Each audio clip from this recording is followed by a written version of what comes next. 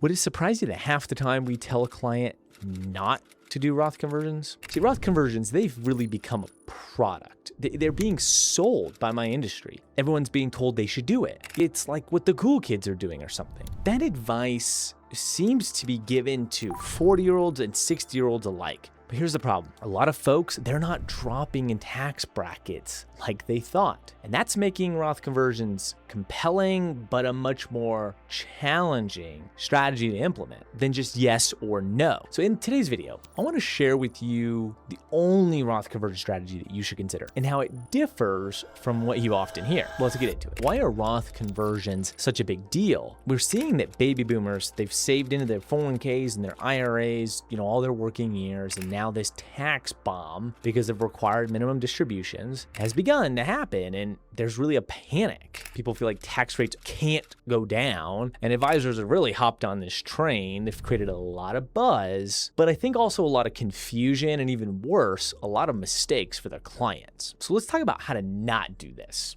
First and foremost, doing nothing and hoping that tax legislation will bail you out is not the way to do this. But you also probably don't believe in that because you wouldn't be watching this video. Another way to not do this is an oversimplification, basing it purely on federal tax brackets alone. So I'm in the 12% bracket now. We can go up to the 22% bracket. We'll just convert everything up to that point. By the way, often actually going to 24% is much better, but that's really an oversimplified way to think about what is not so simple. Also, for the love of Pete, don't have your advisor do this and then them not be the quarterback with your CPA. If they're not talking to your CPA for you, you have the wrong advisor. CPAs, they hate that advisors will just do this without them, and then they have to break the bad news of how much you owe after the fact. This is a coordinated effort. And lastly, the way to not do this is just think short-sighted. Hey, this is going to cost me X this year, and I just can't stomach that. Good financial planning can't take that narrow of a view.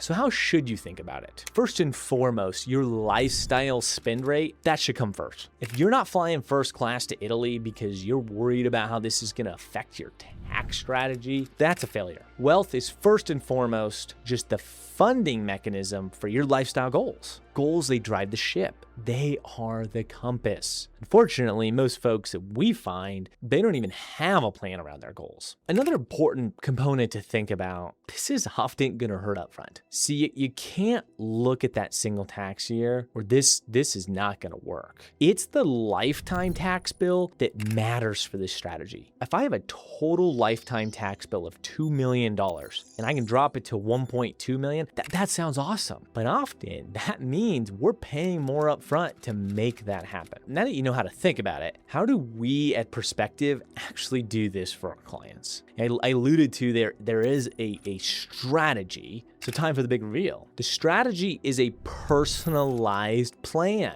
In an industry that loves one size fits all, there is no better strategy than a personalized plan. Guys, we have to stop trying to find that little trick, and we have to build this in a very intricate, detailed manner that only fits you. And to do this right, it's gonna feel more like a suit tailoring process than running over and buying a shirt at Walmart. See, there's a lot more going on for most folks than just the federal income tax brackets. I wanna show you this beautiful but fairly overwhelming set of brackets that a person could be at any given time exposed to. There's 11 different brackets here, and often our clients are exposed to a multitude of these that we have to consider. Yes, ordinary income tax brackets, they matter. And they matter a lot, but so does capital gains and qualified dividend treatment.